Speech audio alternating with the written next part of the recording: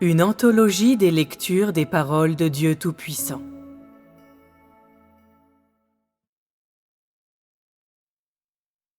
Ceux qui doivent être rendus parfaits doivent subir l'épurement.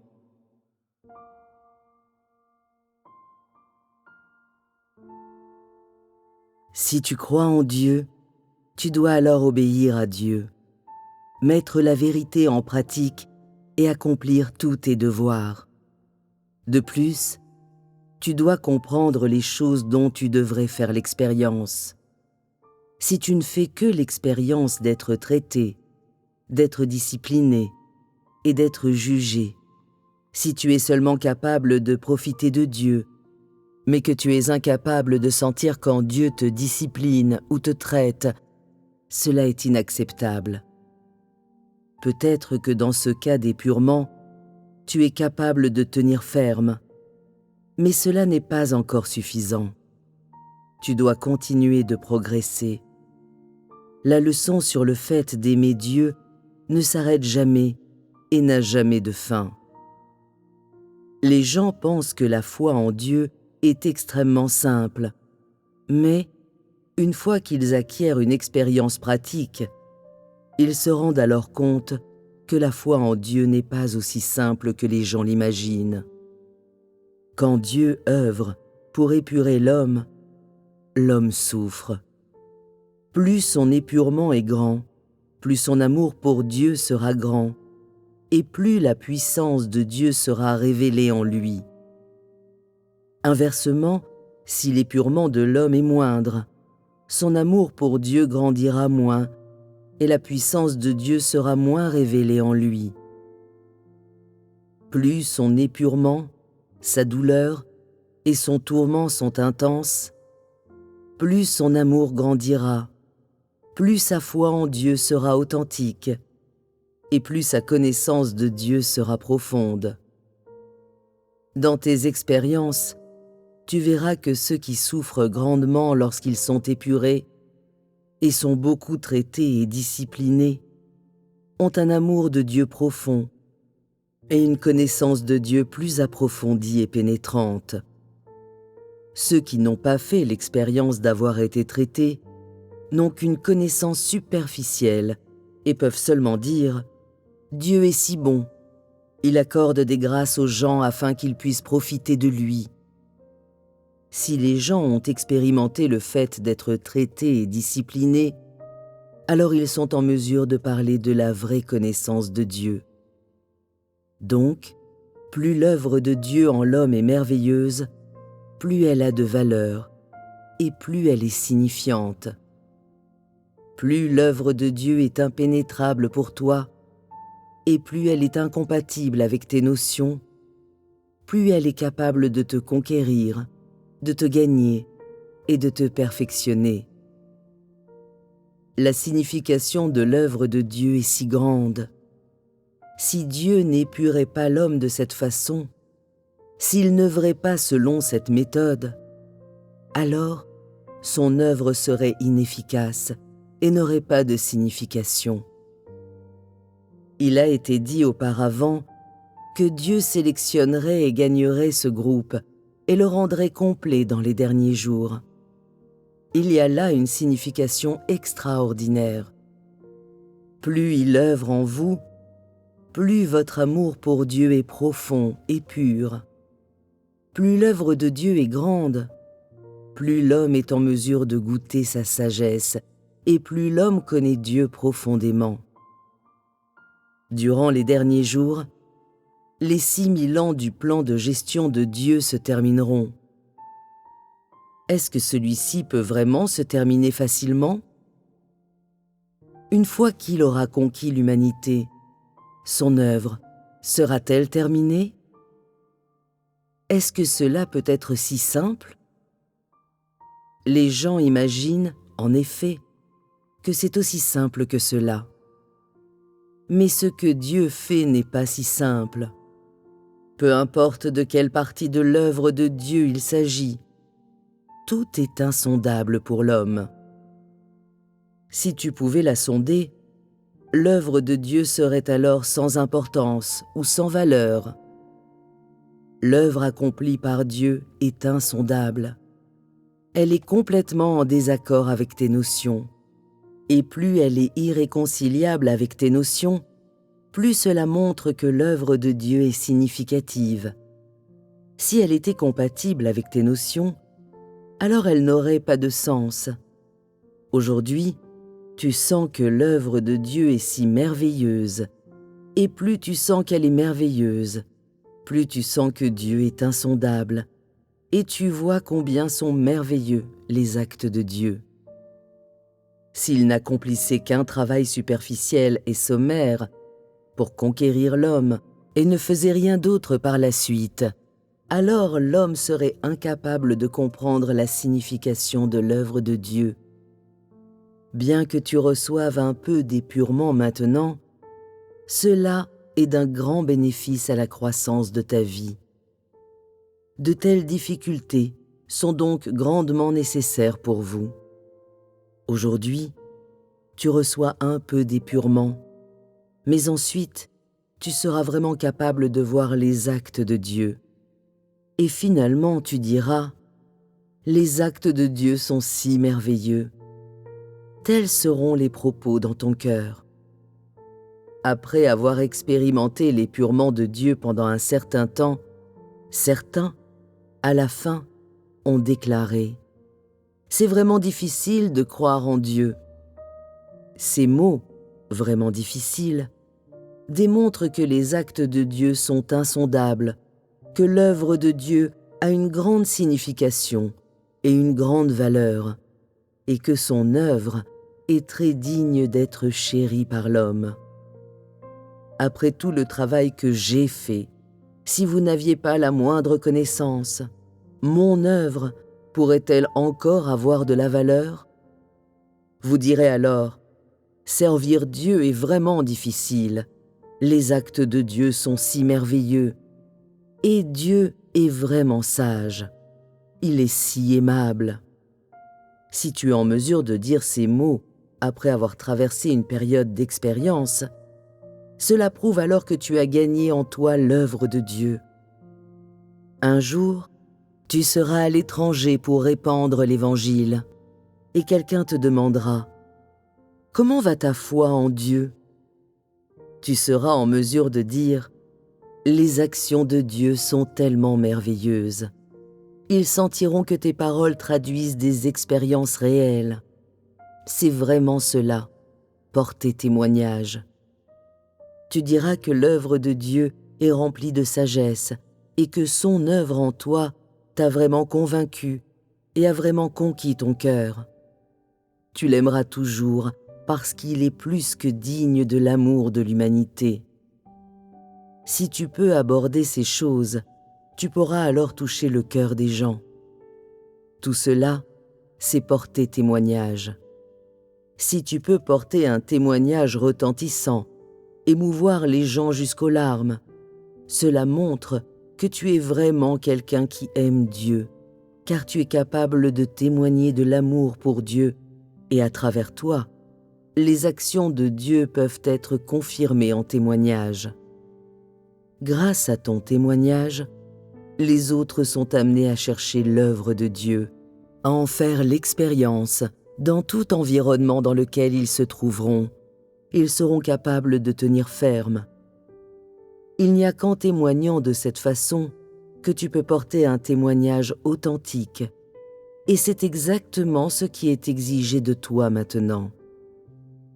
Tu devrais te rendre compte que l'œuvre de Dieu est extrêmement précieuse et digne d'être chérie par les gens. Que Dieu est si précieux et si généreux. Non seulement il est capable de prononcer des paroles, mais plus encore, il peut juger les gens, épurer leur cœur, leur faire plaisir, les gagner, les conquérir et les rendre parfaits. Partant de ton expérience, tu verras que Dieu est très aimable. Alors, à quel point aimes-tu Dieu maintenant ? Peux-tu vraiment dire ces choses dans ton cœur ? Lorsque tu pourras exprimer ces paroles du plus profond de ton cœur, tu pourras porter témoignage. Une fois que ton expérience aura atteint ce niveau, tu seras capable de témoigner de Dieu et tu seras qualifié pour cela. Si tu n'atteins pas ce niveau dans ton expérience, alors tu en seras encore bien loin. Il est normal que les gens manifestent des faiblesses durant le processus d'épurement. Mais après l'épurement, tu devrais pouvoir dire « Dieu est si sage dans son œuvre ». Si tu es vraiment capable d'atteindre une compréhension concrète de ces paroles, alors cela deviendra quelque chose que tu chériras et ton expérience aura de la valeur. Que devrais-tu chercher maintenant? La question de savoir si tu es capable ou non de porter témoignage de l'œuvre de Dieu, si tu peux ou non devenir un témoignage et une manifestation de Dieu, et si tu es apte ou non à être utilisé par lui. Voilà les choses que tu devrais chercher. Quelle est l'importance de l'œuvre que Dieu a vraiment accomplie en toi? Qu'en as-tu vu? Qu'en as-tu touché? Dans quelle mesure en as-tu fait l'expérience et l'as-tu goûté? Que Dieu t'ait testé, qu'il t'ait traité ou qu'il t'ait discipliné, peu importe, ses actions et son œuvre ont été réalisées en toi. Toutefois, en tant que croyant en Dieu, en tant que quelqu'un qui est prêt à chercher à être rendu parfait par lui, es-tu capable de témoigner de l'œuvre de Dieu sur la base de ton expérience pratique? Peux-tu continuer à vivre la parole de Dieu à travers ton expérience pratique? Peux-tu subvenir aux besoins des autres à travers ta propre expérience pratique et consacrer ta vie entière à porter témoignage de l'œuvre de Dieu? Pour témoigner de l'œuvre de Dieu, tu dois t'appuyer sur ton expérience, sur ta connaissance et sur le prix que tu as payé. Ainsi seulement, tu peux satisfaire sa volonté. Es-tu quelqu'un qui témoigne de l'œuvre de Dieu? As-tu ce désir? Si tu peux témoigner de son nom, et plus encore, de son œuvre, ainsi que vivre selon l'image qu'il exige de son peuple, alors tu es un témoin de Dieu. Comment témoignes-tu de Dieu en réalité? Tu le fais en cherchant Dieu et en désirant vivre sa parole, et en portant témoignage par tes paroles, en permettant aux gens de connaître son œuvre et de voir ses actions. Si tu cherches vraiment tout cela, alors Dieu te rendra parfait. Si tout ce que tu recherches, c'est d'être rendu parfait par Dieu et béni au dernier jour, alors la perspective de ta foi en Dieu n'est pas pure. Tu devrais chercher comment voir les actes de Dieu dans la vie réelle, comment le satisfaire quand il te révèle sa volonté, chercher comment témoigner de sa splendeur et de sa sagesse, et comment témoigner de la manière dont il te discipline et te traite. Toutes ces choses sont des choses que tu devrais comprendre maintenant. Si ton amour pour Dieu est uniquement pour que tu puisses participer à la gloire de Dieu après qu'il t'a perfectionné, cela reste alors inadéquat et ne peut répondre aux exigences de Dieu. Tu dois être en mesure de témoigner de l'œuvre de Dieu, de satisfaire ses exigences et de vivre l'œuvre qu'il a accomplie sur les gens de manière concrète. Que ce soit la douleur, les larmes ou la tristesse, il faut que tu aies une expérience de toutes ces choses dans ta pratique. Elles servent à te perfectionner pour que tu sois quelqu'un qui témoigne de Dieu. Qu'est-ce exactement qui t'oblige à présent à souffrir et à chercher à être perfectionné? Si tu souffres actuellement, est-ce vraiment parce que tu aimes Dieu et lui rends témoignage? Ou est-ce pour les bénédictions de la chair, pour tes perspectives futures et pour ton destin? Toutes tes intentions, toutes tes motivations, et les objectifs que tu poursuis doivent être rectifiés et ne peuvent pas être guidés par ta propre volonté. Si une personne cherche à être perfectionnée pour recevoir des bénédictions et obtenir du pouvoir, alors qu'une autre personne recherche la perfection pour satisfaire Dieu, pour porter un témoignage concret de l'œuvre de Dieu, laquelle des deux quêtes choisirais-tu? Si tu choisissais la première, alors tu serais encore très loin des normes de Dieu. J'ai dit jadis que mes actions seraient dévoilées à travers tout l'univers et que je régnerais en roi de l'univers. D'autre part, ce qui vous a été confié est d'aller rendre témoignage de l'œuvre de Dieu, et non pas que vous deveniez des rois et apparaissiez devant tout l'univers. Que les actes de Dieu remplissent le cosmos et le firmament, que tout le monde les voie et les reconnaisse. Ces paroles sont prononcées par rapport à Dieu lui-même, et ce que l'être humain doit faire, c'est de témoigner de Dieu. Que connais-tu de Dieu à présent? Dans quelle mesure peux-tu rendre témoignage à Dieu? Pourquoi Dieu perfectionne-t-il l'homme? Une fois que tu comprends la volonté de Dieu, comment dois-tu montrer de la considération envers sa volonté? Si tu es prêt à être perfectionné et à rendre témoignage de l'œuvre de Dieu à travers ce que tu vis, si tu as cette force motrice, alors rien n'est trop difficile. Ce dont les gens ont besoin maintenant, c'est la confiance. Si tu as la force motrice, alors il te sera aisé de renoncer à toute négativité, passivité, paresse et à toute notion de la chair, philosophie pour la vie, à tout tempérament rebelle, à toute émotion, et ainsi de suite. Durant les épreuves, il est normal que les gens soient faibles, qu'ils aient de la négativité en eux, ou qu'ils manquent de clarté au sujet de la volonté de Dieu ou de leur voie de pratique. Mais dans tous les cas, tu dois, tout comme Job, avoir foi en l'œuvre de Dieu et ne pas nier Dieu.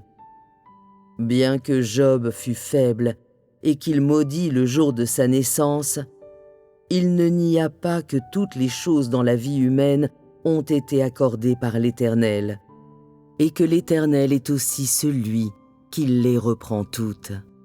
Peu importe la façon dont il a été testé, il a maintenu cette croyance. Dans ton expérience, peu importe l'épurement que tu subis à travers les paroles de Dieu, ce que Dieu exige de l'humanité, en un mot, c'est sa foi en lui et son amour pour lui. Ce qu'il perfectionne en œuvrant de cette manière, c'est la foi des hommes, leur amour et leurs aspirations. Dieu accomplit l'œuvre de perfection des hommes, et ils ne peuvent pas le voir, ne peuvent pas le sentir. Dans ces circonstances, ta foi est requise. La foi des hommes est requise quand quelque chose ne peut pas être vu à l'œil nu, et ta foi est requise quand tu ne peux pas renoncer à tes propres notions. Lorsque l'œuvre de Dieu n'est pas claire pour toi, ce qui est requis, c'est que tu aies la foi, et que tu adoptes une position ferme, et que tu portes témoignage. Quand Job atteignit ce point, Dieu lui apparut et lui parla. Autrement dit, ce n'est que par ta foi que tu pourras voir Dieu, et, quand tu auras la foi, Dieu te rendra parfait. Sans la foi, il ne peut pas faire cela. Dieu t'accordera tout ce que tu espères gagner. Si tu n'as pas la foi, alors tu ne peux pas être rendu parfait, et tu seras incapable de voir les actions de Dieu, et encore moins de voir son omnipotence. Lorsque tu seras convaincu que tu verras ses actions dans ton expérience concrète, alors Dieu t'apparaîtra, et il t'éclairera et te guidera de l'intérieur. Sans cette foi, Dieu sera dans l'incapacité de faire cela. Si tu as perdu l'espérance en Dieu, comment pourras-tu faire l'expérience de son œuvre? Par conséquent, ce n'est que lorsque tu as la foi et que tu ne nourris pas de doute envers Dieu, ce n'est que lorsque tu auras la vraie foi en lui, peu importe ce qu'il fait, cela t'éclairera et t'illuminera dans tes expériences, et alors seulement pourras-tu voir ses actions. Toutes ces choses sont acquises par la foi. La foi ne peut venir que par l'épurement. Et en l'absence d'épurement, la foi ne peut pas émerger. À quoi fait référence le mot foi? La foi est la croyance authentique et le cœur sincère que les humains devraient avoir quand ils ne peuvent pas voir ou toucher quelque chose, quand l'œuvre de Dieu n'est pas conforme aux notions humaines, quand elle est hors de la portée des hommes. Telle est la foi dont je parle. Les gens ont besoin de la foi en temps de difficulté et d'épurement, et l'épurement vient avec la foi. La foi et l'épurement ne peuvent être dissociés. Peu importe comment Dieu œuvre, et peu importe ton environnement, tu es capable de poursuivre la vie et de chercher la vérité et la connaissance de l'œuvre de Dieu. Tu as une compréhension de ses actions et tu es capable d'agir selon la vérité. Agir ainsi, c'est cela avoir une foi authentique, et agir ainsi montre que tu n'as pas perdu ta foi en Dieu. Tu ne peux avoir la vraie foi que si tu es capable de toujours poursuivre la vérité à travers l'épurement, que tu es capable de vraiment aimer Dieu et que tu n'acquiers aucun doute à son sujet. Si, quoi qu'il fasse, tu pratiques quand même la vérité pour le satisfaire et que tu es capable de chercher sa volonté dans les profondeurs et d'être préoccupé par sa volonté. Auparavant, quand Dieu a dit que tu régnerais en tant que roi, tu l'as aimé. Et quand il s'est révélé lui-même ouvertement à toi, tu l'as suivi. Mais maintenant, Dieu est caché. Tu ne peux pas le voir et les problèmes se sont abattus sur toi. À ce moment-là, vas-tu perdre espoir en Dieu? Donc, en tout temps, tu dois poursuivre la vie et chercher à satisfaire la volonté de Dieu. C'est cela qui est appelé la foi authentique, et c'est le genre d'amour le plus vrai et le plus beau.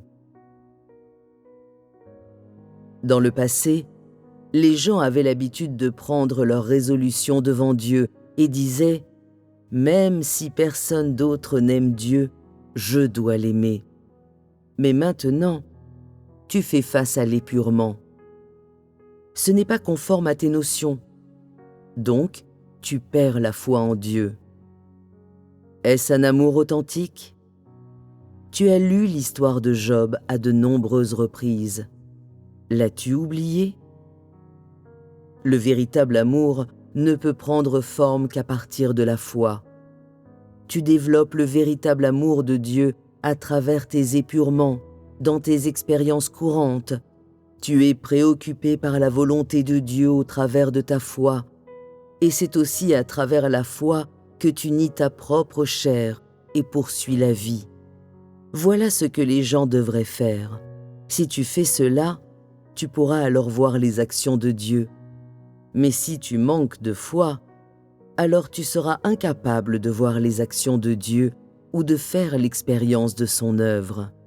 Si tu veux être utilisé et rendu parfait par Dieu, tu dois alors tout posséder. La volonté de souffrir, la foi, l'endurance, l'obéissance, ainsi que la capacité de faire l'expérience de l'œuvre de Dieu, de saisir sa volonté, d'être préoccupé par sa souffrance, et ainsi de suite. Parfaire une personne n'est pas facile, et chaque épurement que tu expérimentes nécessite ta foi et ton amour.